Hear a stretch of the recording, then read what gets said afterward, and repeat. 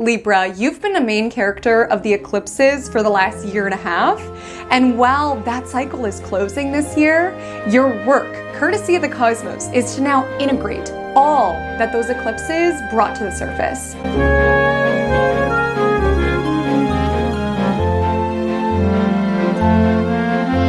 Hi, my name is Haley Comet, and welcome to my Cosmic Corner of the Internet, where we discuss all things astrology, and today, all things 12 Days of Cosmos Libra 2025 edition. How the cosmos are aligning for you if you are a Libra, and how you will co-create with these cosmic cycles and waves of energy. If you are not familiar with me and my channel, something that you need to know about stopping by in my Cosmic Corner of the Internet is that I'm all about how it is that we can work with astrology as a tool. So while I'll always be straight up with you around the energies that I see playing out within your chart, I always strive to communicate that information in a way that leaves you feeling empowered and motivated and inspired to meet the cosmos halfway, to learn from what these planets are kicking up for you, because Libra, it's quite a year. You've got both Saturn and Neptune entering your opposite sign. So starting a major new cycle. As I highlighted, you have been a main character of the past year and a half of eclipses, and that cycle is coming to a close. For many of you, that could have been a bit eventful, could have been a bit dramatic, could have been a time of a lot of changes, a lot of revelations, a lot of realizations. And now with this new cycle beginning, it sort of picks up where those eclipses left off. It's a lot less eventful, it's a lot less dramatic, it's a lot less intense, but it does ask you, especially since one of the planets is Saturn, it does ask you to do the work. So I'll be sharing within this video everything that you need to know about these transits, as well as all of the other energies that we are stepping into within 2025's astrology. I just want to let you know that this video is part of my 12 Days of Cosmos series, in which I'm taking every single sign through 2025's astrology for them. I want to highlight to you that this video will be the most relevant if you are a Libra rising or you are a Libra sun. The reason for this is that I tell a majority of this forecast through the lens of houses. Your rising sign will always be the most accurate snapshot of the year ahead because that denotes your literal houses. But within my practice, I also utilize solar houses, which is a technique where we pull the sun into the first house and we set up the houses accordingly. So your ascendant sign, your rising sign will be the most accurate snapshot of the year that you're stepping into, and then your sun sign may just be another layer of information and themes that you are able to work with. So without further ado, Libra, we have a lot to discuss, so let's go ahead and dive into Libra 2025, balancing the scales between self and other.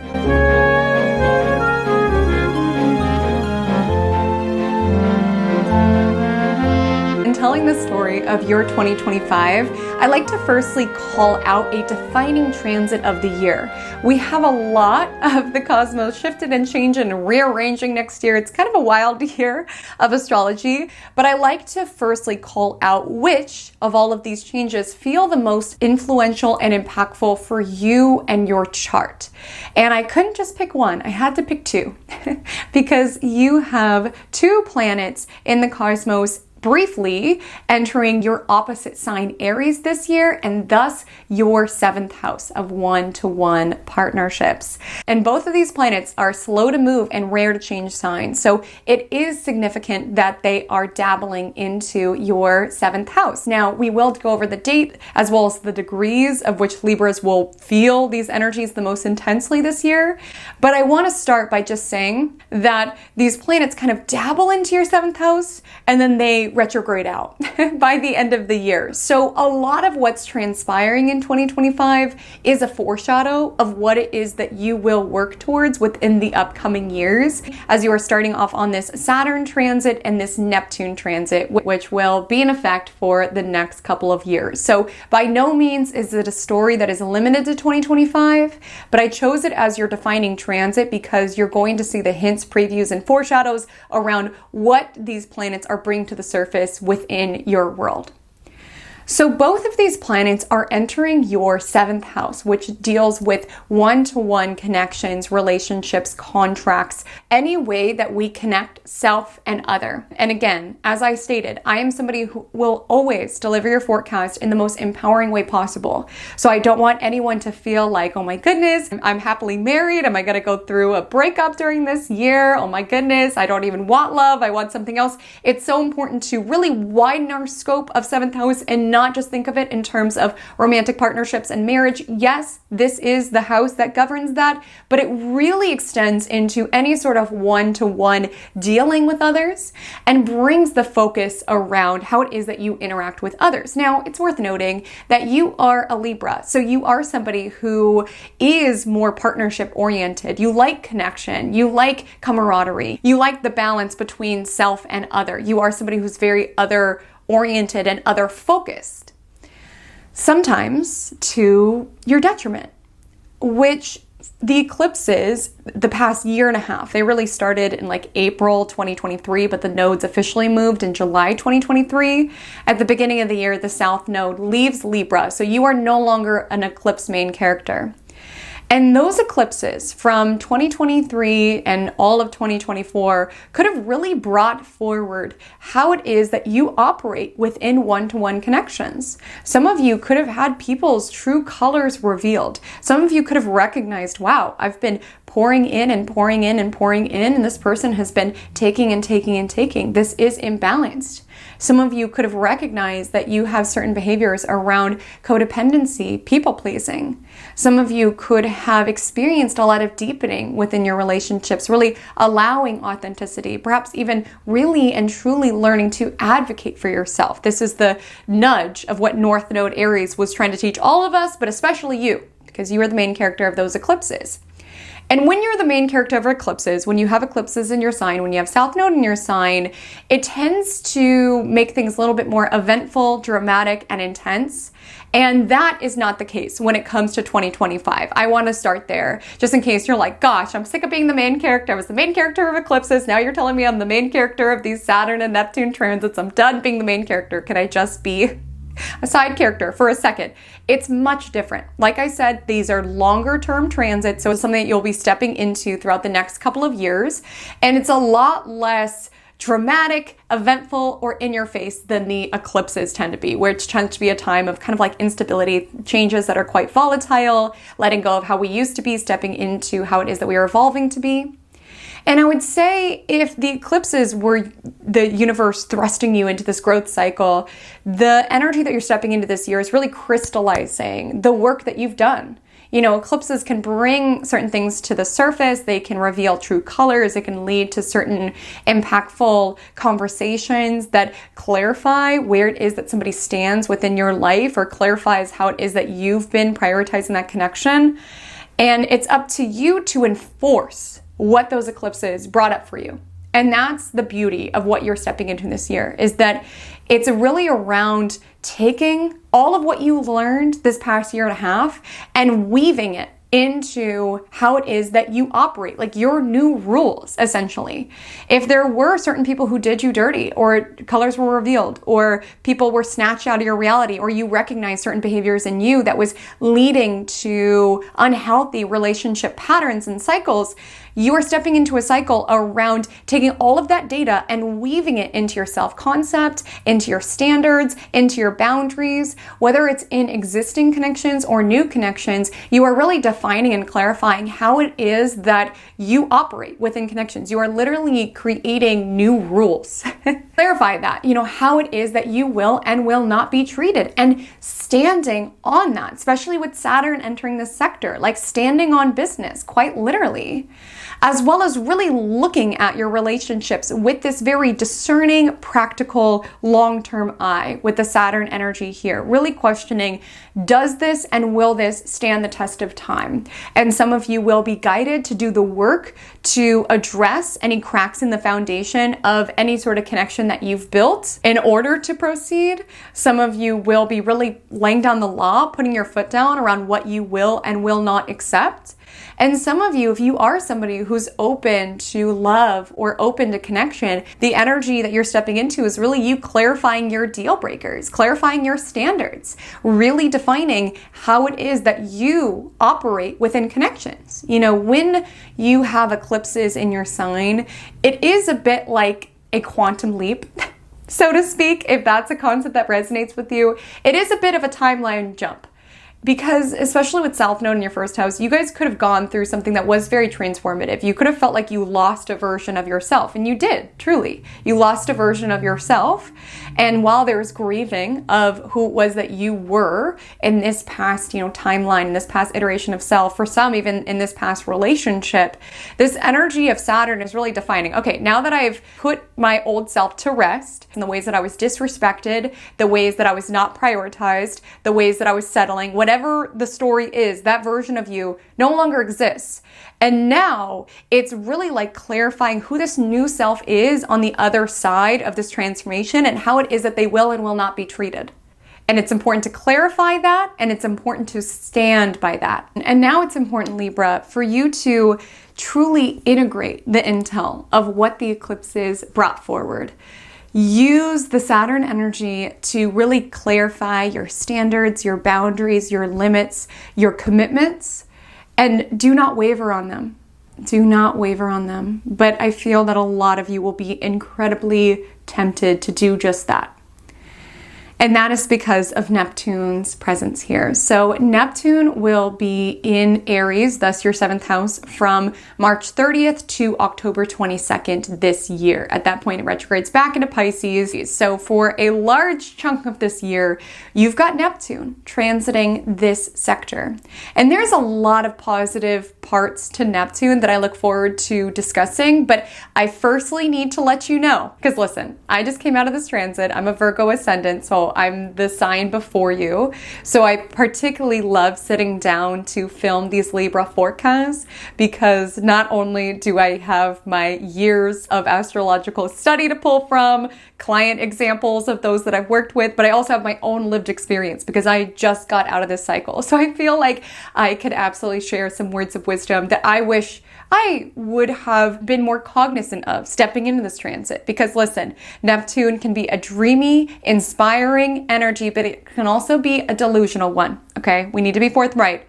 And it's entering the sector of one-to-one connections. So what does this mean for you? This means that that intel that the eclipses kicked up for you, Neptune could be coming in the 7th house, showing up as this sweet talking energy. Like if you enforce boundaries, if you kick someone out of your life, if you defined how it is that you will and will not be treated from a spouse, if you did the work within your particular connection, like Neptune is the energy of someone coming in being like, I swear, baby, I'll change. I'll do whatever you need. Things that sound nice, but Saturn's entering the sector a little later. It needs to be backed up by action. It needs to be backed up by action. And sometimes with Neptune, we want to believe in the fantasy. We want to believe in the fantasy that this person will change, that they will come back. And sometimes we keep ourselves stuck in fantasy and in deluding ourselves that this could be something different than how it is that it is, which the eclipses could have revealed to you. This is how it is. This is how this person is, this person's true colors. And with Neptune energy, it could be like a lot of talk and romance and fantasy. But the thing about Neptune is you go to reach for it and there's nothing there. It's like a rainbow, Its arches are illusions, solid at first glance. That's a Lana Del Rey song that's playing in my head. Truly. It's kind of that energy where things look beautiful, but it doesn't really give you anything to hold on to. So knowing that you are stepping into this cycle with Neptune going here, it's important to really define and clarify what it is that you are looking for within a partner, what sort of standard of behavior that you will accept, where it is that you are going within your own personal future. Define all of that, because Neptune can be an energy that makes us erode our boundaries, even our standards. Like with Neptune in the 7th house, we could be a little bit more apt to believe in the potential in somebody. We could be more likely to see the divinity in somebody, give them chance after chance, even if the eclipses kicked up and made you realize how not prioritized you felt, how imbalanced the connection felt, how you felt like you were being taken advantage of. Like, please do not let the Neptune energy delude you and what was brought to the surface, particularly in how it is that you connect with others. It's because it's not just romantic relationships. I want to just emphasize that again. again, because I feel like a lot of you also did a lot of work throughout those eclipses around either decentering romance from your life, not finding validation through romantic attention, not anchoring your own validation to other people, period. And the energy of Neptune can be this kind of like glittery distraction from that work. And the eclipses could have brought up for you where that work was needed. Because when we're trapped in cycles like this, whether it's people pleasing, being a perfectionist, being codependent, finding our worth based on how other people receive us, there is part of us that has this hope that it's just going to take one more thing. Like the perfectionist can feel like it's going to take just one more successful project and then we'll feel good and then we'll feel worthy. If you are somebody who is a codependent, there will be an energy around it. Just is going to take one more person that I can fix and save, and then I'll be happy, and then I'll be good. If you are an avoidant, there's an energy around it. Just takes that one more person who's perfect, or maybe even someone that I invented within my own mind, and then I'll be good, and then I'll be happy. Then my problems will cease to exist. Even if we know that's not true, there is part of us that wants to believe that. That's how we get so hooked in these cycles, even when we recognize that they are unfulfilling, that they're eroding our own worthiness, our own sense of self, that they are causing us to lose ourselves for some in wanting to be the ideal or wanting to be well received by others. And so a lot of you have done a lot of work around letting go of people pleasing, letting go of codependent tendencies. And the energy of Neptune, you may be very tempted this year. Like there could be somebody who enters your life who embodies your typical type. Even if you have recognized, I've done too much work to let somebody who triggers my nervous system in such a way back in. The energy of Neptune, they look good and we're enticed by them when we're enthralled by them. And there's part of us that's just saying, well, maybe just this one more time. Maybe I could ride this roller coaster one more time. Even if I've done so much work on myself, healing and growing, there could be certain temptations that come about this year that are essentially your own kryptonite in a sense. It's like an embodiment of what it is that you are typically drawn to. Again, sometimes what we're drawn to is not always what's healthy and best for us. And Saturn energy is really wanting you to get clear on what is sustainable for you. I don't think Saturn's always necessarily concerned about, healthiest and best, but it does want sustainable, long-term, long-lasting. And with the energy of Neptune, sometimes there's this energy around being high off the roller coaster of somebody, whether that is, getting ensnared in a ex's drama, getting ensnared in a toxic friend situation, slipping back into bad habits with your spouse, dating somebody who reminds you of an unavailable caregiver who elicits all of these intense emotions in you. The energy of Neptune, you're going to feel tempted. And the energy of Neptune, it is alluring. It is a siren song. And so you very well may be tempted by certain people, certain connections. I'm not saying they're all bad. I'm not saying that you need to hermit away and hide for the world, that no one is to be trusted. But discernment is necessary. Discernment is key here. Because with the energy of Neptune, we go off the information that's presented to us and then we project all of this other stuff that's really just a product of our own fantasy, our own imagination. And we can really delude ourselves into building someone up, putting somebody on a pedestal, truly making somebody our god. Neptune is a very, very spiritual influence. And so there could be an energy around, maybe you've done a lot of work on yourself. You've gotten clear around, this is not healthy, the way that I am in this relationship, the way that I've treated relationships in the past. And with the energy of Neptune in 7th house, there could be something that takes over you this year around recognizing that, but also getting ensnared in somebody's energy, so much so that you are building your life around them, worshiping them, putting them on a pedestal. Libra, be mindful. I could truly sit here with you, have a cup of tea, and talk to you for 7 hours. 7 hours about all of the ways that this Neptune transiting the 7th house energy has gone for my own experience. Again, I've seen it within clients. I've read a lot about it within astrology, but it's quite different when you've lived through it. So I just want to say and communicate that when you're wearing rose-colored glasses, the red flags just look like flags. And that's why I want you to do work at the beginning of this year, whether you are in a connection, whether you are single. We'll break down the nuances based on your relationship status in a moment. But I really want you to write down your non-negotiables, your deal breakers around, as soon as the relationship gets to this point, I need to leave. Or as soon as somebody has revealed that they have this particular tendency, that's a deal breaker for me. Or as soon as this occurs, I need to do this. I want you to write that down. I want you to create an oath to yourself. I want you to promise to yourself that if these non-negotiables occur, that you will make rectifications, no matter how hard it is, because I need to be forthright. Saturn entering your 7th house is not always the easiest time. And it's so interesting because I always just think of Saturn energy as boundaries and barriers, and the Neptune energy is like dissolving those barriers. So it's nice to write it down, or even film a video of yourself, film a voice memo of yourself, so that it's a lot harder for Neptune to rationalize and say, oh, well, they changed, or it's after the second chance, or what have you. It's like, no, I wrote this down. If this were to occur, or if I met somebody who did not meet the standard, that's not my person. That's not my person. And like I said, Neptune energy is very, very spiritual. And I am truly of the belief that people who are sent to you by God will never be the ones who inflict an undue amount of pain on you. Again, it's not butterflies and rainbows in a connection. It takes work. It takes compromise. Saturn energy is bringing that to awareness. But if you are just in this uphill battle with somebody, if you feel like you are swimming upstream, if you feel like you've given second chances and third chances and fourth chances, and you're operating on this roller coaster with somebody, that's not a person that was sent to you by God. I am truly of the belief. And if it ever makes you bend your morals, your boundaries, that person was not sent to you by God. And you need to trust in that. Because Neptune in the 7th house can be an energy where you feel as though you have met your soulmate. Like that can be the energy of Neptune in 7th house. If you could bottle up the high that having Neptune transiting the 7th house feels like and put it into a bottle, oh my goodness. There's a reason why connections that come into your life during this time tend to be so addictive, because the highs, the euphoria, the bliss, it is unmatched. And what was helpful for me when I was experiencing this is recognizing that, yes, like the times that I was with these people and having these like movie romantic moments, like the high that I was feeling, the euphoria, the bliss, yes, it was like there was all this beauty around and I was really connecting with that person's soul. That's all true.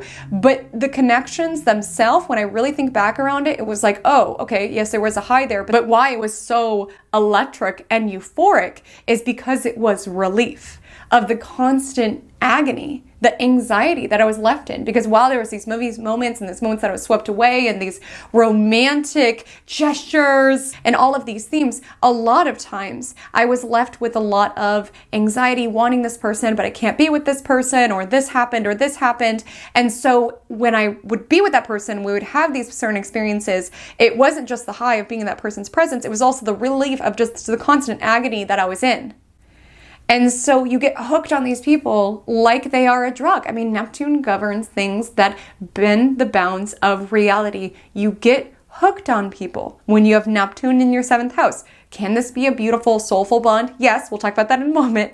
But I just want to say that with the energy of Neptune in the 7th house, be wary of roller coaster type relationships. People where you go through these intense highs and lows around we're fighting and we're loving and we're making up, and just these ups and downs. You know, love and connection is beautiful. It's blissful a lot of times, but it's not just around movie moments like Neptune will have you believe.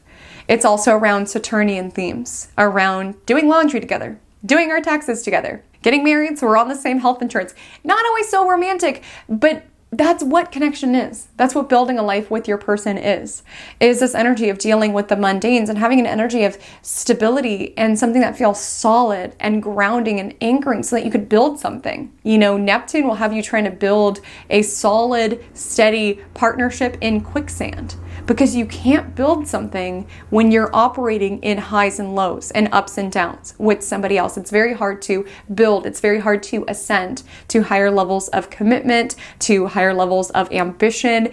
When you are living and operating within someone's highs and lows, you'll become stuck, you will become ensnared. And so be mindful during this time around people who try to sell you on a dream, try to paint and future fake, like, oh, our world can be like this. We've got to see receipts. We've got to see actions back these things up, because with Neptune, it sounds nice and it seems so beautiful and we're so hooked on this fantasy about what it could be. But sometimes when that Neptune illusion pops and we're back in reality, we're like, oh, what was that? That's a thing. Neptune, romances, a lot of times you leave them and you're like, what was real? Because that's the energy of Neptune, it's a smokescreen. And so I want you all to be very discerning around individuals who do try to deceive you at this time, because Neptune is very much that. And so whether you are single or whether you are in a partnership, or even when it comes to business partnerships, any sort of one-to-one, Neptune energy can make you a little bit more susceptible to people who want to pull the wool over your eyes, who want to confuse you. You know, really trust your intuition. If you're in a connection and you feel like somebody is lying to you, really trust your intuition. And again, it's hard because sometimes we get intuitive hit and the Neptune energy kicks in and then we make it up around, well, it's true love and you got to fight for true love, or they wouldn't do that, I'm crazy, or I must be crazy, or something of that nature.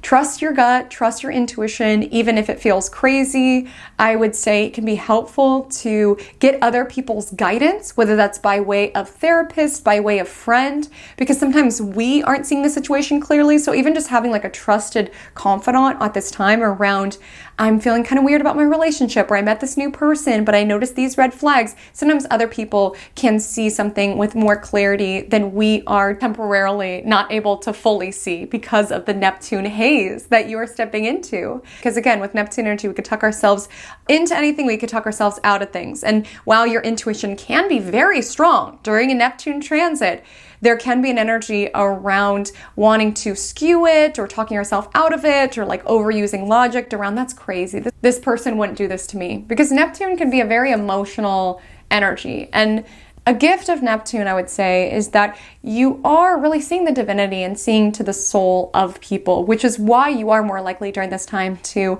forgive, to give second chances, to believe people. Like, I think it is such a beautiful quality. While it can feel so hurt to feel duped, it's a beautiful quality to trust in somebody.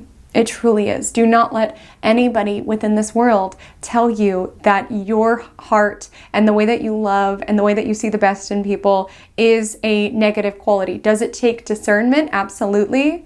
But with Neptune energy, if you do find, somebody's true colors were revealed during the eclipse, and you gave them another chance, and then you gave them another chance, and you gave them another chance, and they did the same thing. Like, while you need to take that data, integrate that, and move it forward, it doesn't help whatsoever to beat yourself up, to be hard on yourself around, oh, you're so dumb, you're so this, or you're so that. I want to share with you that due to my own Neptune 7th house stuff, this was the year that I went to therapy, which I know is not a fit for everybody, but something that she said really stuck with me in reference to how the brain works, in that your prefrontal cortex is the decision maker of your brain, and it helps you take in the logic in order to make the decisions that are best for you.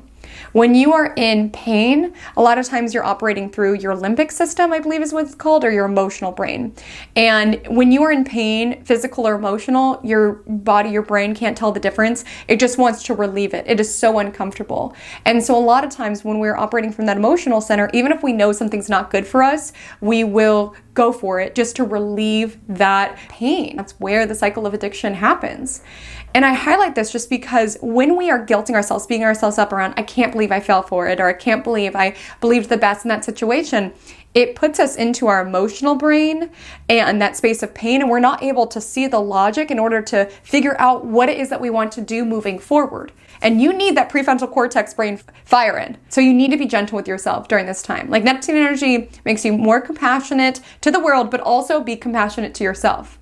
And with the energy of prefrontal cortex, be like, listen, it happened. How am I going to move forward? Or it happened. Let me take in the data and be logical about how to proceed in a way that's best for me, rather than operating around, I can't believe I did that, because in a weird way, it actually reinforces you reaching for people or things. We'll talk about the other dimensions of Neptune in a moment that are not good for you, just to relieve that pain. And so it's important to be compassionate with yourself. If you do trust the wrong person or you do lower your standards and someone fails to meet those, it's like, listen, all we can do is strive to do better next time. And sometimes with the energy of Neptune, it's a very inspired, creative time. So some of you could be connecting with muses during this time, like connecting with people who deeply inspire you, like truly. You could be writing songs about people. People could be writing songs about you. This could also represent that you start dating or connecting with somebody who's a poet, who's a musician, who's spiritual in some way, who you have like a soul bond with. And I don't mean to talk down on Neptune, like because Neptune's very spiritual influence, this could be a time in which you meet your soulmate, your soulmates. I want to highlight that because not every person that we're destined to connect to in this lifetime, we are meant to spend our entire life with. Like some people come into our life to inspire us so that we step into our gifts. Some people come into our lifetime to bring a certain lesson so that we really clarify what it is that we want moving forward. Like not every soulmate is a life partner. And the tricky thing about Neptune is that there could be people who come into your orbit that you're just like, oh my gosh, did you come to me straight from heaven? And sometimes when we've already decided you're my soulmate, like you're my twin flame or whatever, when we've arrived at that conclusion mentally, sometimes we're a little bit more susceptible to ignore the red flags or to tell ourselves that the reason why it's so hard and so painful is because this is our soulmate. We're meant to, push and grow and evolve with this person. Like, I just want you to be mindful during this time. Let people's actions communicate to you. And again, have that oath and don't back down on that oath. And if you are married, you're in a long-term partnership, you're like, Haley Comet, I'm not gonna, get on these roller coasters with some sort of romance. I would just say there could be potentially temptations for infidelity at this time. Because with the energy of Neptune, sometimes we can really live a lot of our life in fantasy. And so you could be seeing the 20% of qualities that you're not getting from your current partnership. Like there could be people that come into your orbit where it's like, this person is so fun and so exciting and my partner is, very stable, very boring, whatever you want to say. And you then leave the connection to go towards that 20%, not recognizing that the 20% is not enough to keep you like fed within this connection or to build something solid. Again, if someone's disrespecting you, if the connection is no longer aligning for you, surely Saturn energy could be you taking the steps to really clarify that and think about how it is that you want to proceed forward. But with the combination, I just feel like some people, whether it's you or your spouse or your partner, there could be this temptation around something that's not really real. It's just what this person represents. It's just an exemplification of what it is that we don't feel like we're being fulfilled within our current connection, because everybody has faults, everybody has flaws. Nobody's going to be able to meet 100% of your needs all of the time. Listen, I'm not saying you should settle. You've got Saturn in 7th house. Keep your standards high, but it's important that you don't leave something solid chasing a high, chasing a fantasy outside of the connection. Now, for some of you, and again, I say this without any fear whatsoever, because this is not going to be the case with the majority of Libras, but all I would say is that sometimes with Neptune in 7th house, it can be a time in which we feel like our spouse, who it is that we're married to, is being a little bit more secretive, is keeping things in the dark, is keeping things hidden. So all I'll say about that is that if you do get a weird intuitive gut feeling, it might be helpful to investigate it. Don't let the Neptune energy pull the wool over your eyes if there are certain things that you're noticing, or even just things that your intuition is asking you to investigate deeply into. Again, that will not be the story for everybody, but it's just something that I want you to honor if it does come up, because it's a lot easier to say suspended in a dream. And my personal advice is follow your intuition. Again, sometimes seeking other people's perspectives can be helpful if there are certain red flags that you have tried to distract yourself or escape from. Again, ignorance is not bliss. And sometimes Neptune energy can make us just want to stay in a fantasy around there's nothing going on, even if you see things that are not right, you feel things that are not right. The energy of Neptune, we just want to stay in the fairy tale. We don't want to deal with the reality of the situation.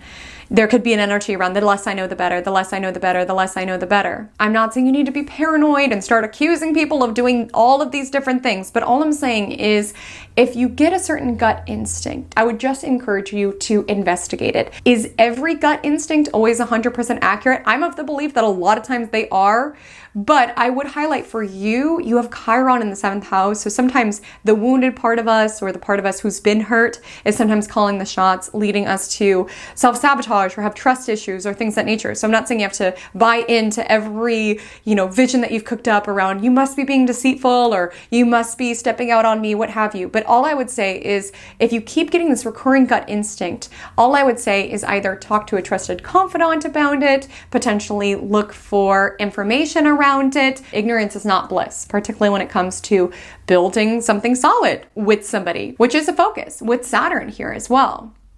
I want to say, again, very rare cases, but Neptune energy can represent themes of substances and escapism entering into the relationship. So maybe that's something secret. Maybe like a partner is kind of hiding how much they are drinking wine or something of that nature. And that could potentially be a focus. Again, this will not be for everybody, but I just see for some of you, there could be this energy around recognizing that your partner is sort of living in a dream. They're living in a delusion, kind of checked out in their own reality. Again, it's not always infidelity. Like sometimes people are checking out of the connection or feeling a little bit more distant because they are dissolving into, bad habits or drinking or even video games, alternate worlds, like all of these Neptune themes. And this can be something that the two of you are working on, I would say, with Saturn also here, because it's hard to build a world with a partner who's checking out regularly to their own world, if that makes sense. And so sometimes Neptune energy can represent these themes coming to the surface. Now, like I said, Neptune energy can be very inspired. It could be very idealistic. We see the best in people. We see the divinity in people. We see the God in people. It could be a time that we are feeling spiritually awakened. Maybe even our partner is going through some sort of spiritual awakening, or spiritual themes could enter the partnership. We could be connecting with people in a little bit more of a spiritual way. We could be getting more into spirituality ourselves, really wanting to understand these themes, really deeply wanting to understand these themes. You've got some ninth house energy this year as well. So a lot of you could be spiritually growing as it relates to your connection. Some of you could be really doing a lot of forgiveness work. Neptune energy really opens the heart and it really dissolves the harsh bounds of our ego, which sometimes can be helpful within connection. Again, I'm not saying that you should not advocate for your needs and stand on business if you are being disrespected. But if you're finding that you're really holding on to all this resentment, the energy of Neptune can be helpful for softening that, opening your heart, putting an end to a certain cycle, or maybe even putting God or spirituality to the center of your connection. That could help with the growth in some way. I want to let you know that these Neptunian themes of dreaminess and potentially delusion, escapism, and soul will be the most alive and most potent if you have Libra placements between 0 to 2 degrees Libra. That means in the year 2025, you will have a Neptune opposition. And so you can also find that you're wanting to check out from reality. You could be drinking more. You could want to be getting lost on spiritual retreats or spiritual modalities. You could be feeling confused. You could feel a little bit more dissociated from your life. Neptune energy blurs the boundaries around what's real and what's fake. And so sometimes when you're having a Neptune transit, it's like, what is going on with my life? And Neptune energy can be confusing in those moments that we're like, what is going on? Who am I within this bigger fabric of humanity? But then it can also be this energy around, what are we doing? Neptune energy can be really disillusioning because especially this happening after you have eclipses, a lot of you have gone through a lot of growth. You don't recognize yourself anymore. And some of you are leaning on, spirituality and these soulful practices, especially with this coming right after eclipses. A lot of you could have had your sense of self or who it is that you've always identified yourself as or seen yourself, like that could have been rocked. And now with the energy of Neptune, you could just be in the space around, who am I?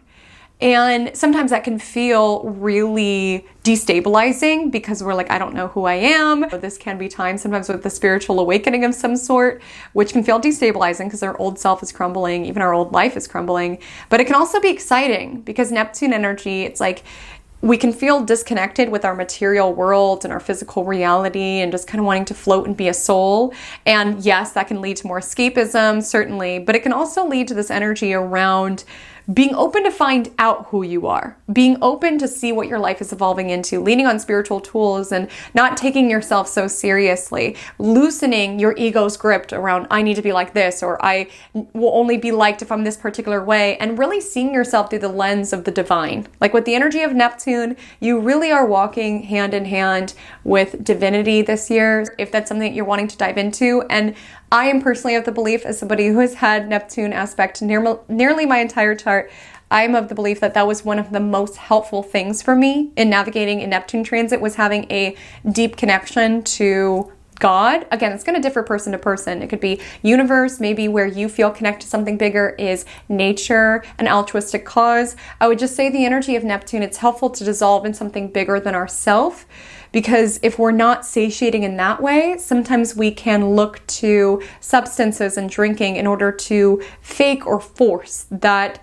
bliss or that euphoria that ultimately can only be found through, spirituality, unconditional love, nature, again, whatever it is that is healthy for you to escape into and lose yourself within.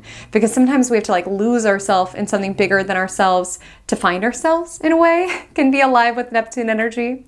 I would also highlight, if you're an artist, if you're a creative, Neptune energy could be a time that you are really downloading, really channeling some really beautiful, inspired work. Now, the good news is that Neptune is not there alone, okay? You do have Saturn coming in. I know, Saturn being good news. I'm shocked. Has this ever happened before? But truly, it feels like an antidote to a lot of this Neptune haze. So Saturn will be in Aries, thus your 7th house, from May 24th to September 1st. And what it's going to do is sober you up if you've been drunk on Neptune, okay? If you buy into a dream with Neptune in the 7th house, Saturn comes in and it gives you the bill, okay, for buying into that dream. It brings the consequences of where we have been ungrounded within reality. So if we decide to step out on our partner, the energy of Saturn could be the consequences of that showing up, the real life consequences of that showing up, because Saturn is the planet of karma. So I would also encourage you not to be deceitful or be secretive as it relates to your one-to-one connections. Or if you do find out that somebody was deceitful or secretive to you, the energy of Saturn could be the consequences of that showing up. And the biggest consequence that you can really distill, because again, you don't need to worry about karma. Universe sees all. You as a Libra actually are buddy-buddy with Saturn, technically, because Saturn exalts in your sign. Saturn's planet of karma. And you're governing the scales. The scales of justice, they will always even. It might be now, it might be in the future. And the energy of Neptune, maybe you got to let go and let God and trust in that. But I would say the biggest consequence that you can inflict is the removal of your energy. If somebody does disrespect you, if someone does lie to you, the energy of Saturn is well, you've lost access to me. And again, I'm talking a lot about romantic connections, but I want you to expand the lens of this. If you find that, a friend of yours borrowed money from you and is conveniently acting like they didn't, the energy of Saturn is kind of enforcing those guidelines around, it's not that you need to kick everybody out of your life, but it's just, I don't lend money to you anymore. Or if you disrespect my time, I won't give you my time as readily. Actions have consequences. And with the energy of Saturn, it's either you feeling that or you enforcing that, or the universe enforcing that when it comes to your connections. The energy of Saturn in the 7th house can indicate that you are doing a lot of work on your relationships, really wanting to build something solid. This is not so romantic and not so glamorous. Saturn energy is, getting married for healthcare. It's taking the next step to buy a house. It's a lot of that annoying life stuff that is not so pleasant. Neptune's influence here is kind of run away with me. Let's create our own world. Saturn energy is kind of should we get married so that health insurance is cheaper? Saturn is very, very realistic about connection and about partnership, and it will make you look at your either existing connections or new connections through this lens of Saturn around, can I build with you? Sometimes Saturn energy makes us more pessimistic. Sometimes just reality is getting in the way of our connection. Maybe your partner is going through something hard. Your partner is feeling burnt out and overworked. Your partner is having to step up and take care of their parents. Relationships are not always so glamorous. And that's why I'm saying the combination of what's happening within your chart. Some of you, not all, but I just feel some of you could feel this temptation this year because your connection could feel a little stale, a little boring, the energy of Saturn could feel quite hard. And Neptune energy, having a fantasy or having an allure around someone that you meet where you're well, none of these issues would be alive within this person, or even fantasizing what life would be out of this connection, which again, I'm not saying you have to stay in a connection that's unfulfilling, but the energy of Saturn is a reminder that the grass is greener where we water it. And with Saturn energy, really doing the work to grow together as a partnership. It can also be this energy around you really standing on business around what it is that you will and will not accept. If you are dating, looking for long-term partnership, the energy of Saturn, be willing to cut people off at the first red flag. The Neptune energy will be like, well, they're just going through a hard time or they didn't mean to. Saturn energy, you've got to know what it is that you are calling in, and you've got to refuse to settle for less, especially if it's paired with, disrespect or things of that nature. The energy of Saturn, know your standards, know what it is that you want, and refuse to relent. That's the ask here. And some of you can be taking the next step within connections, or at least wanting to get on the same page. How do you see the future? When do you want to get engaged? When do you want to get married? Like, Saturn is the planet of commitment. So a lot of you could be either moving into a higher level of commitment or contemplating this. The energy of Saturn does make you very thoughtful about your connection. A lot of times with Saturn, you are really considering and contemplating if this is a connection that you want to be in, what work you want to do within it. If you do not take action, the energy of Saturn can really crystallize the connection. So if you are unhappy, if you are feeling unfulfilled, the energy of Saturn could be asking you to do the hard thing. Sometimes the right thing is the hard thing. And so for some, this could be a breakup, particularly if you do not see a future with somebody. And the energy of Saturn, it's hard to walk away at the first red flag. It's hard to say goodbye after disrespect, especially if you want this person. With the energy of Neptune, you see the potential in this person. But the energy of Saturn, you've got to stand on business. And it could be lonely to stand on business, to know your worth, to refuse to settle. It can be lonely. Sometimes Saturn energy can make us pessimistic around what's out there, the dating pool. Sometimes Saturn energy can make us feel like we are less likely to just go on dates just for the fun of it. Like the energy of Saturn, we want to build something real and sustainable. And you're not going to find that person if you are settling for less, or if you are utilizing your precious time entertaining people who are wanting to keep you stuck. And these Saturnian themes will be highlighted if you have Libra placements between 0 to 1 degrees. And I need to be forthright with you. Saturn energy can be hard. There can be restrictions. There can be delays. So I'm not saying that you need to, bust out an ultimatum or anything of the nature, because sometimes the energy of Saturn is around being patient. Like, certainly get on the same page, get on the same timeline, but it doesn't need to be this energy around needing everything right now, because Saturn energy, sometimes it's like delayed gratification. And sometimes things are hard. Hard things could be happening with your life. Hard things could be happening within your partner's life. You could be having a harder time as it relates to partnership and connection. But good things are worth waiting for, and good things are worth building for.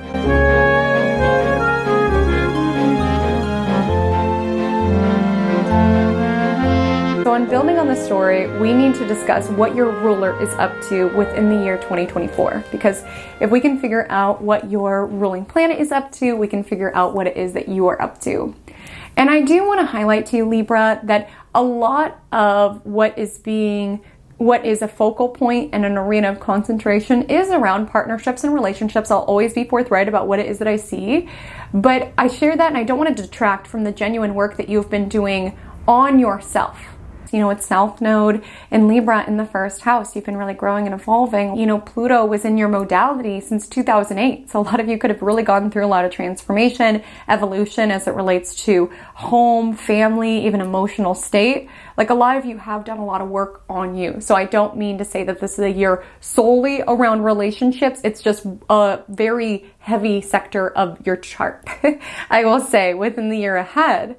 But I want to let you know you are being reborn. Again, with South Node in your sign for the past year and a half, an old version of you is gone, and now it's time to figure out who it is that you are in this version. Again, the standards, boundaries, and commitments that are with you in this season of who it is that you are.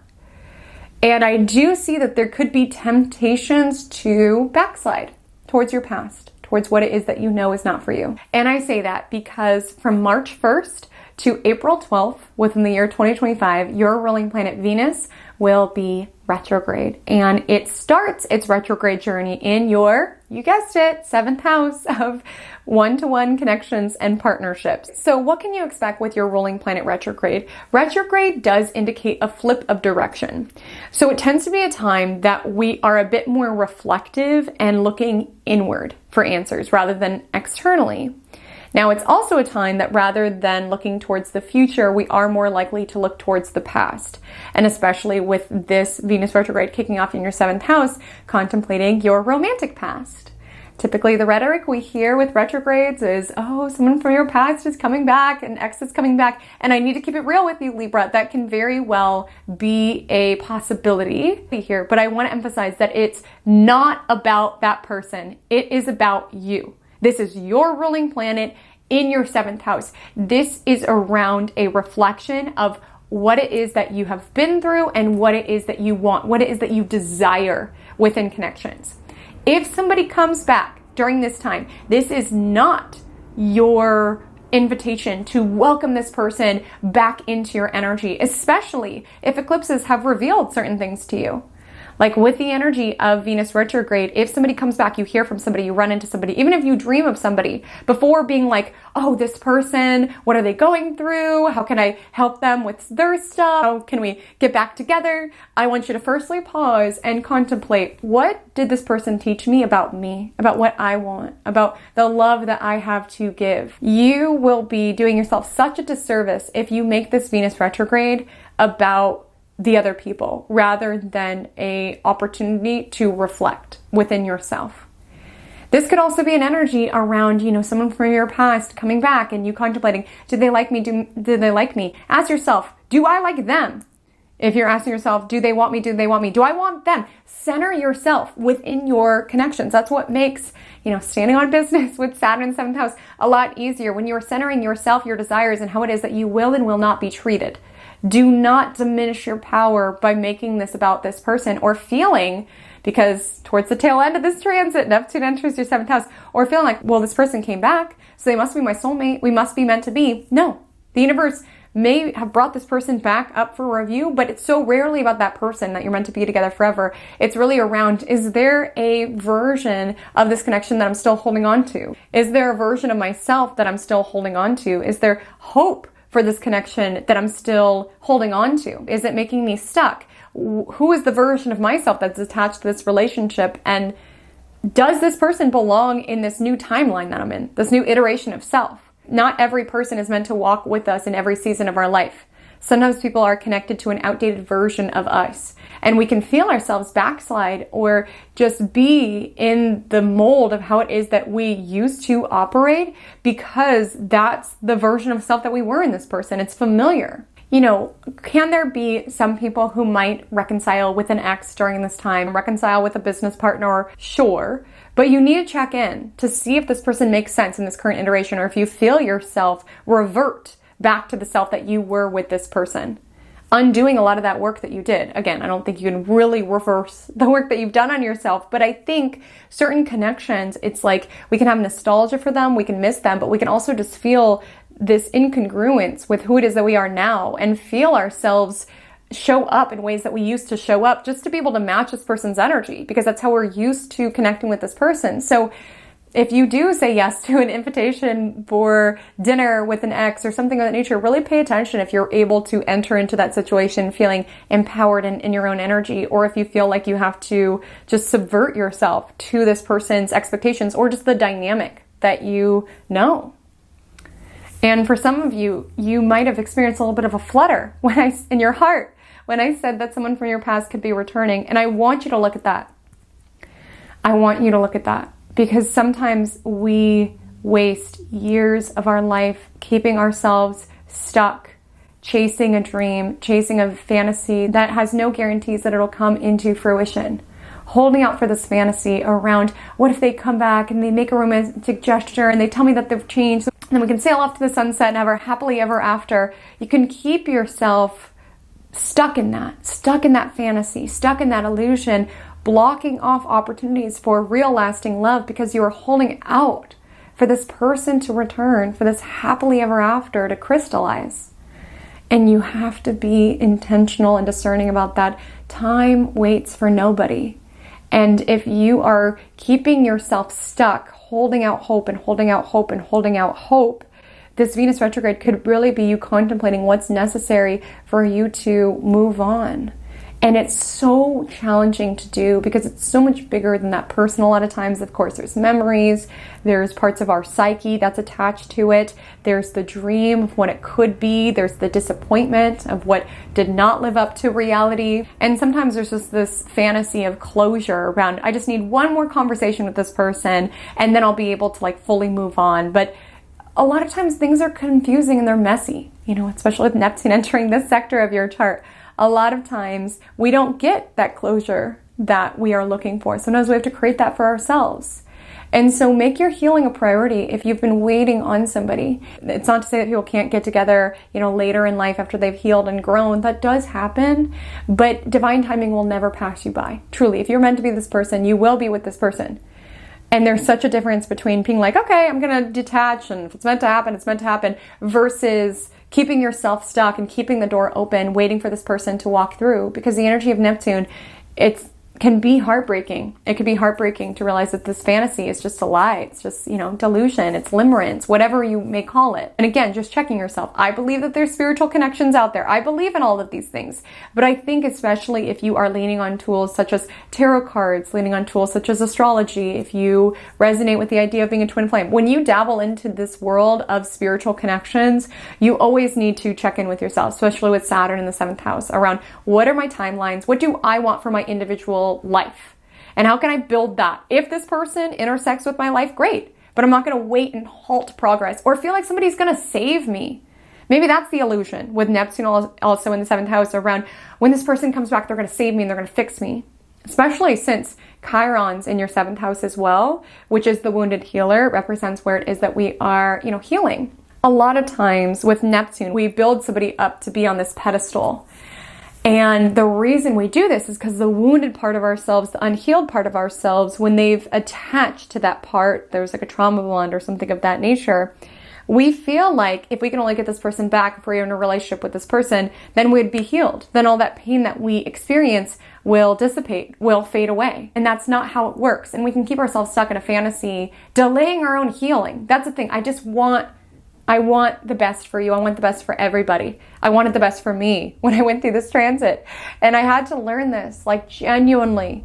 Love and connection is somebody who shows up and stays with you and puts in the work by your side. It's not always glamorous. Saturn energy makes it clear what it is that you want and what it is you can build with. If you've had someone who's been in and out, yeah, they might come back during Venus retrograde, but is this who you truly want to build with? Release yourself from the shackles of fantasy around, it just takes us one more time of letting this person back in. They're going to change and they're going to be different. And then I'm going to be fixed and everything's going to be okay. Really look at the data. And again, with Venus retrograde, contemplate what within me is attached to this person where I'm holding out hope that this person will come back. You know, sometimes we are in like a no contact situation or separation energy and we're not standing on it. We're like hoping, well, what if they chase me? Or what if they, you know, notice that I'm gone and then they want to come back and make it all up to me? Again, your absence speaks volumes. Sometimes that's all that needs to be said. And actually keeping ourselves in that energy around, I want them to see how good I'm doing and I want them to come back begging, that actually keeps us stuck because it just keeps us holding out hope for that. When, if anything, these tools, no contact, being in separation, breaking up, it's for you. It's for your peace. It's for you to move forward and get what it is that you really want within connection. And so if you are in a happy, committed relationship during this time, yeah, you might hear from an ex or something of that nature. But I would also say with Venus retrograde, there could just be a contemplation around either fights from your past, especially with Venus starting off in Aries, right? A sign that can deal with some conflict. And how can we put these matters to rest once and for all? You know, the energy of Neptune, the energy of Neptune entering your 7th house later in the month, sometimes we want to gloss over issues, not dealing with them. But Venus retrograde in your 7th house is a reminder that things go somewhere, right? We can say we're just keeping the peace and we're keeping the peace, but sometimes it leaks up to the surface via resentment and things of that nature. And I talked about this a lot within your forecast last year. You cannot have a war inside and peace around you. And what I mean by that is keeping the peace for everybody else. Oh, I'm not going to speak up about what's bothering me. While inwardly you are battling yourself because you're disrespected and you're feeling so uncomfortable. That's not true peace. And so with the energy of Venus Aries, it could be contemplating how it is that you want to advocate for yourself within your connection, or even just putting certain issues to bed, maybe for good, right? Sometimes with Venus retrograde, it could be things returning back from the past. There's other manifestations here, contracts from the past coming back up for review, business partners for the past coming back up for review. With the energy of Venus retrograde, really contemplate who you've been within relationships. It's beyond just the relationships. Who have you been within these particular connections? And what do you want? What do you desire within connection? Nobody can tell you what's best for you than you can. You know, maybe there's been certain things that were programmed into you around the sort of marriage that you should have. And with Venus retrograde, it could be this tilt inward around, what do I desire? And also, what do I expect within my connections? And is this connection meeting my needs? And I want to highlight to you that towards the latter portion of this transit, Venus will then enter Pisces, which is your 6th house. So the focus goes less from one-to-one connections and more so to your day-to-day, your work, your health. There's a lot to be said. I know we've talked a lot about relationships, but one thing I want to say, Libra, is that choose a partner who will be good for your health. Every aspect of your health, your physical health, your emotional health, your spiritual health. Choose someone who is good for your nervous system. Hooking yourself to somebody else's highs and lows is one of the worst things that you can put your body through. Pay attention to how your body is when this person is around, when this person is not around. Pay attention to even your life, your productivity. Like when we connect and share energy with somebody, that energy transfers into so many other arenas of our life. So if you meet somebody or reconnect with someone, Venus retrograde, and then all of a sudden you are getting all of these parking tickets and your money's getting all messed up and work is getting weird, like note that data. I'm not saying other people are fully responsible for our lives, but energy is energy. And sometimes it'll show up whether someone's draining our energy or kind of nourishing it, amplifying it. I am of the belief when we're in a partnership and there's lots of energy flowing, like money can be good, there could be this creative synergy, like a lot of really good, lovely things can happen when we are partnering with somebody who's good for us.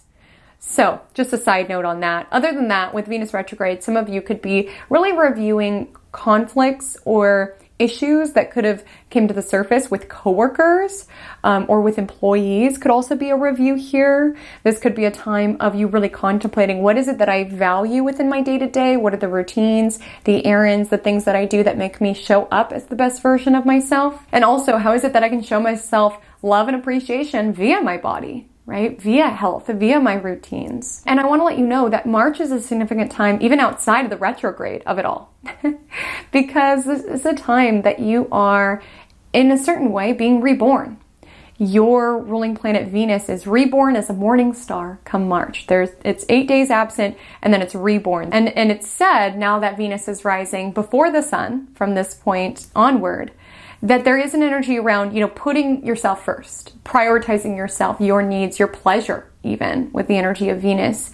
And again, just really enforcing what it is that you need and desire and standing on that, not being afraid to ask for what it is that you want, whether that's within a connection, whether that's to a boss, to a coworker or something of that nature, really standing on business, like I said, and really putting yourself first. Nobody will put you first until you put yourself first.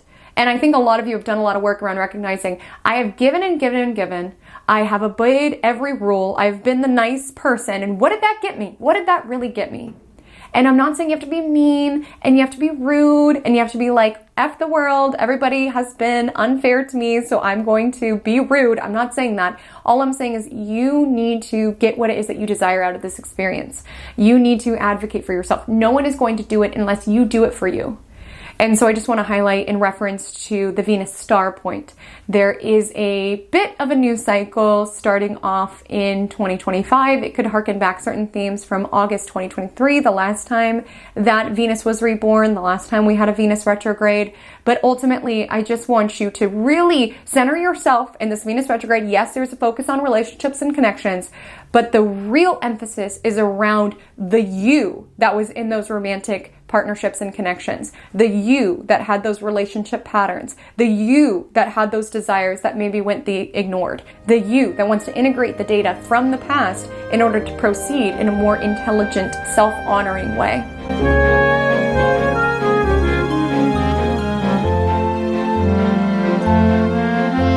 Okay, Libra, as I previously stated, there is a lot transpiring within 2025's astrology. So let's get into some other themes that are coming alive, some other life arenas that are being brought up for review.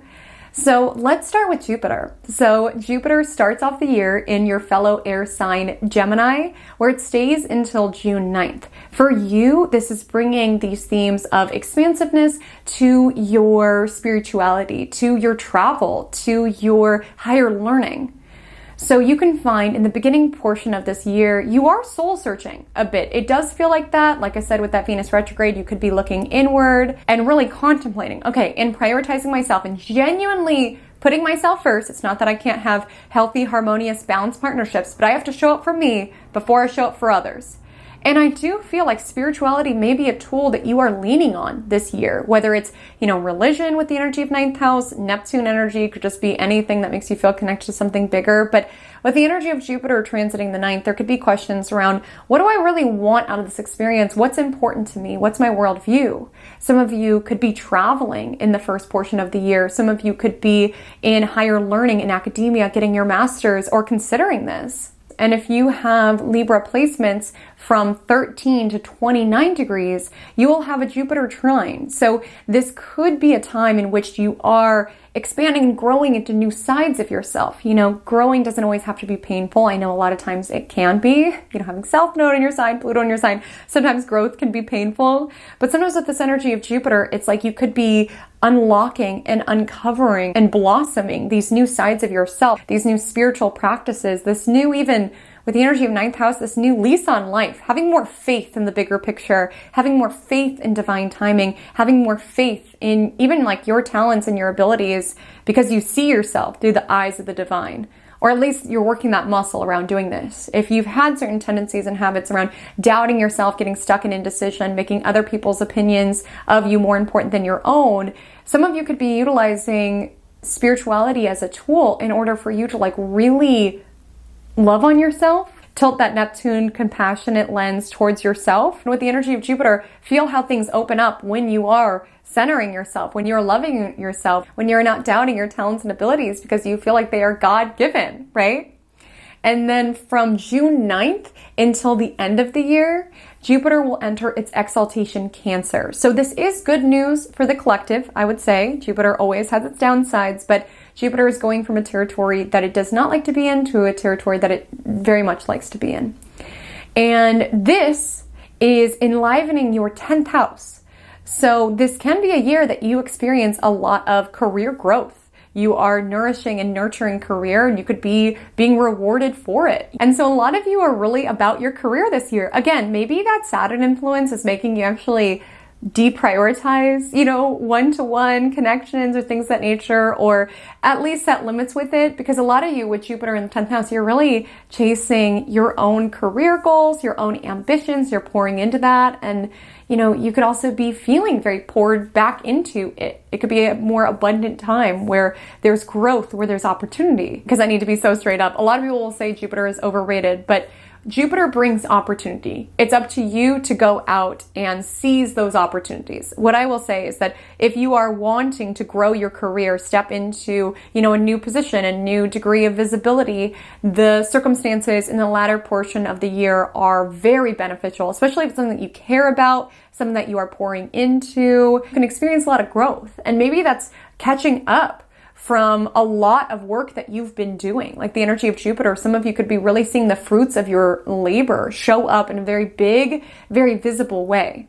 Prioritize this. Do not get lost in the Saturn and Neptune in the 7th house and make this year totally about other people. Please stay focused on your own visions, on your own career. Because again, when I think about my Neptune stuff, not to make it about me, but I think about my Neptune stuff, and when I was in those Neptune romances, I wasn't as focused as career. I wasn't about my bag. I was not doing what I needed to do. And I think a lot of times with Neptune energy, it's what we're fantasizing about. It's what we're imagining about.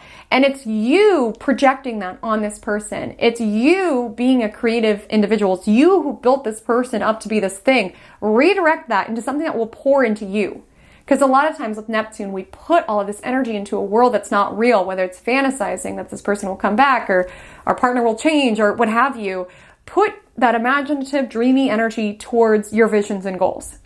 And there could be a little bit of a clash here around these themes, particularly in June, because from June 15th to June 19th, Jupiter actually squares off with both of these planets within your 7th house. So there could be this kind of conflict around either who your partner wants you to be with how your career is growing. Maybe you didn't have a career when you and your partner got together, and now you're pouring into it and you're receiving success. And there's this Saturnian energy around them being like, wait, I'm not your number one priority anymore, or you can't drop everything and do what I need you to do. Like, there could be a little bit of a clash between where you are growing and evolving and where you are upholding your commitment within your relationship. This could also show up around you just working a lot and also needing to put energy into your connection. This could show up around trying to balance the growth that you're feeling within career with the commitments within relationship. If you are dating, this could be a time in which you are not having as much time to put to finding a partner because there is the growth when it comes to your connections.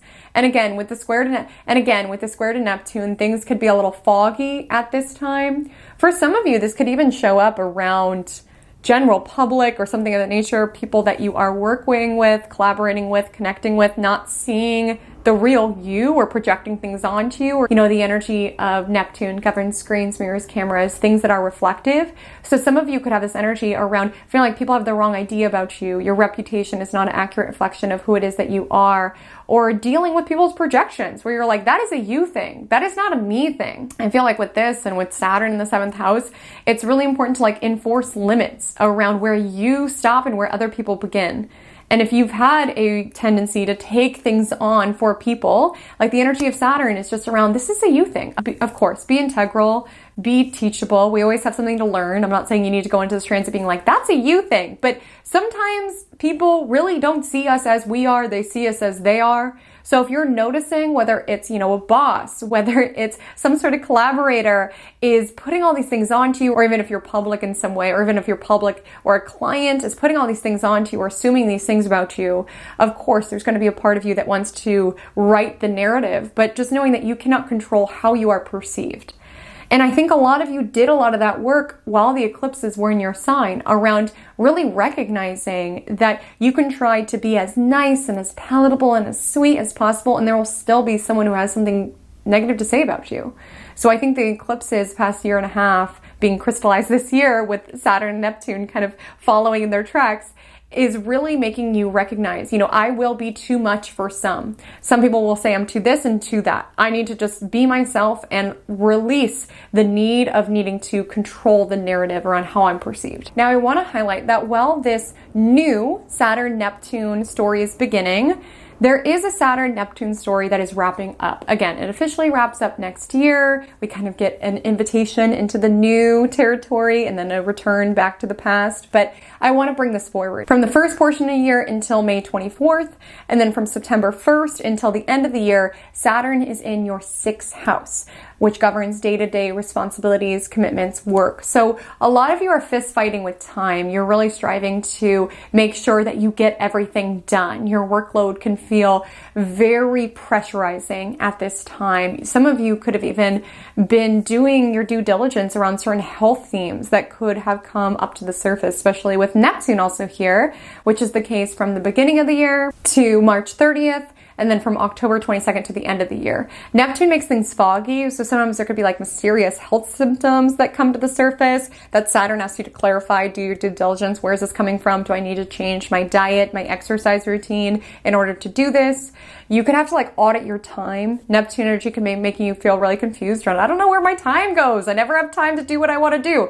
And the energy of Saturn is let's see, where is my time going and how can I make a regular responsibility to showing up for the things that are important to me and making sure that they're in my day-to-day. And I want to add on to the building understanding of the Pisces and Aries sector of your chart. You'll notice that there's a lot of activity happening in the Pisces and Aries sector of your chart. And for you, your 6th house and your 7th house. This is also co-signed by the eclipses. So to give you a glimpse into the eclipse story within the year 2025, I want to let you know that we are closing out an eclipse cycle and starting a new one.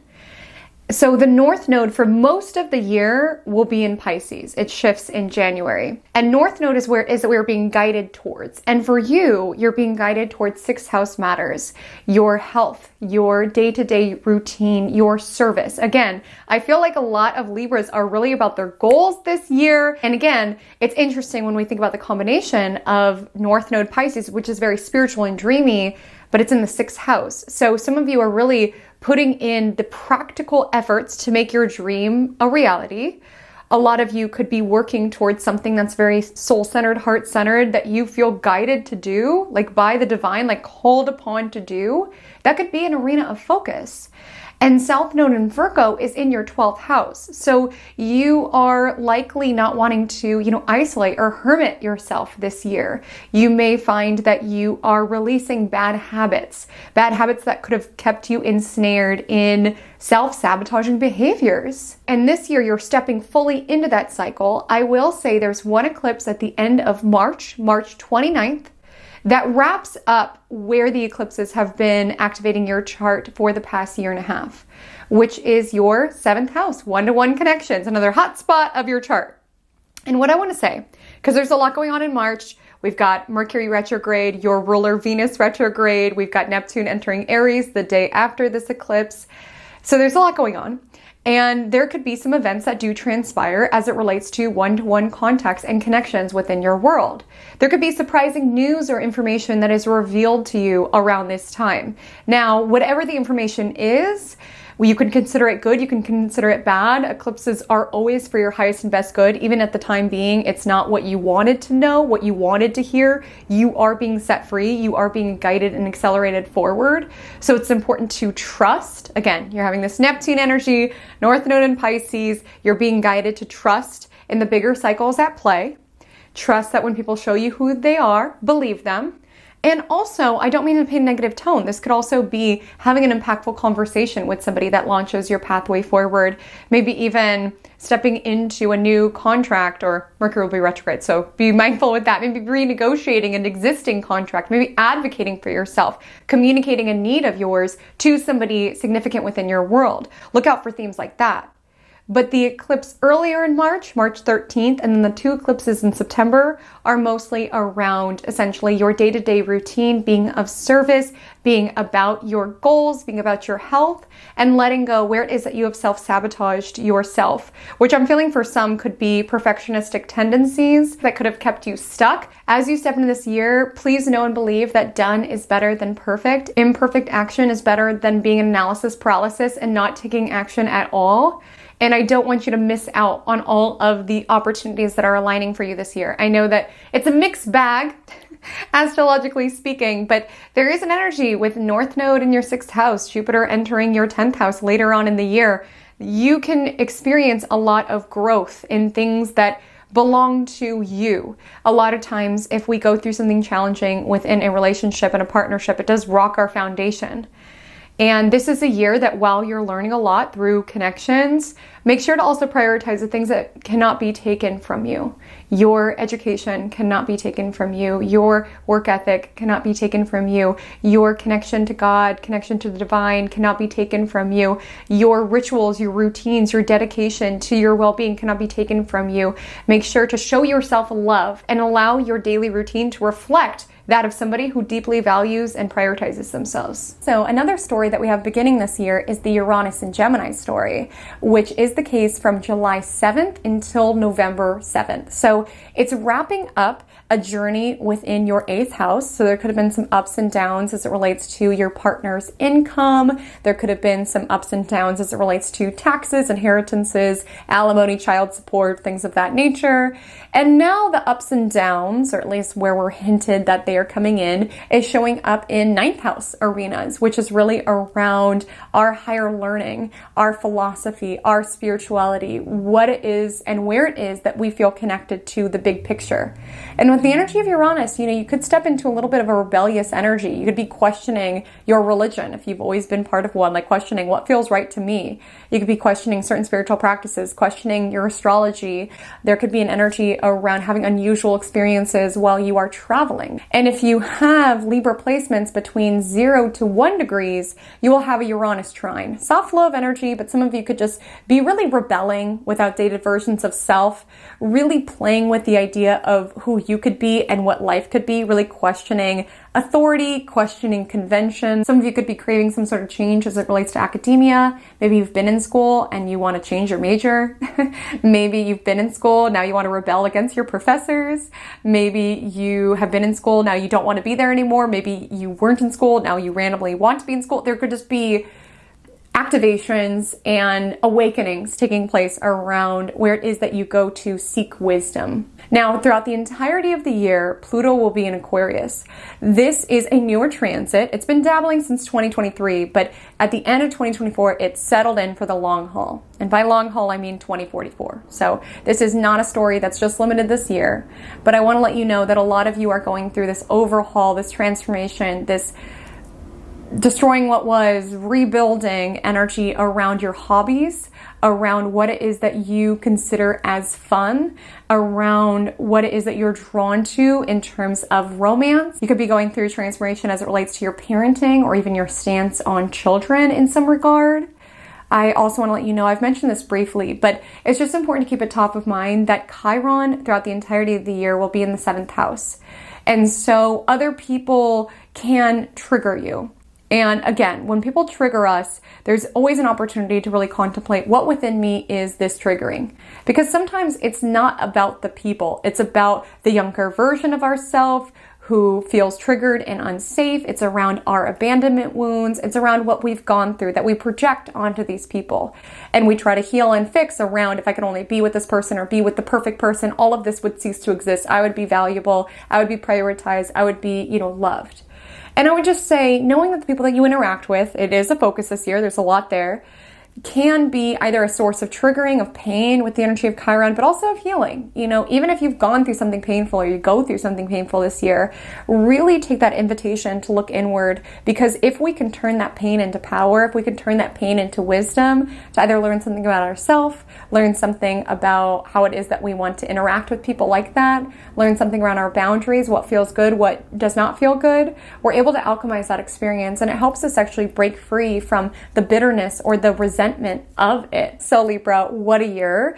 As I highlighted earlier, I never strive to be a fear-mongering astrologer. I know some of these themes are a little bit more intense than others, but I want you to feel inspired as you step into this, just being like, all right, Saturn, all right, Neptune, let's see what you got. Let me work with it. Let me be mindful of it. I don't want you to feel like a victim to the cruel cosmos above us. It's not just what happens to us with the astrology, it's what we make happen with the astrology.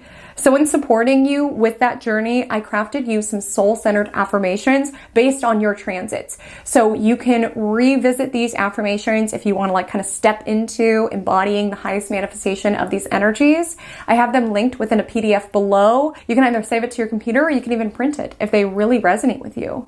And the affirmations are as follows. I stay present with myself. I am the true love of my life. I matter. My needs matter. I enforce my boundaries clearly and succinctly. If my standards are not met, I am completely confident in my decision to walk away. I look clearly and intentionally at my connections and put in the work in order to make them more mutually beneficial. I am open to new perspectives. I connect deeply with my intuition. I follow the wisdom and the guidance of the universe. I have faith in the universe and I have faith in myself. I am open to heightened levels of visibility. I pour into the career goals that I want to flourish. It is safe for me to put myself first. I value consistency within my connections with others. I put in the work to build the connection of my dreams. I alchemize experiences into art, into lessons, into wisdom, into data. I am true to myself. I love and appreciate and value myself more than I love, value, and appreciate anyone else within my life. Libra. Let me know how those affirmations landed with you. I know it could feel uncomfortable when we are uninstalling years of programming around our worth being totally wrapped up within connections and validation from other people. But I would just really encourage you, while there's a focus within relationships take you and the other person, and there needs to be a balance. So really doing the work to ensure that they are mutually beneficial, to ensure that you are advocating for your needs as your side of the scale. And I hope that you have a beautiful year. So my Instagram handle is @HaleyCommentAstrology. My TikTok is the same. I would so love to connect with you over there. If this is your first time stopping by my cosmic corner of the internet, so lovely to have you here. I would deeply appreciate your subscription if my style of communicating astrology resonates with you. I do all sign forecasts here on the channel, as well as a weekly horoscope series called Magic Monday, really around how it is that you can work with the cosmos in order to live your life with more alignment and magic. So if that aligns with you, I would so love to have you as part of the celestial community. But until we meet again, make it a beautiful 2025, Libra. Drink lots of water and stay cosmic.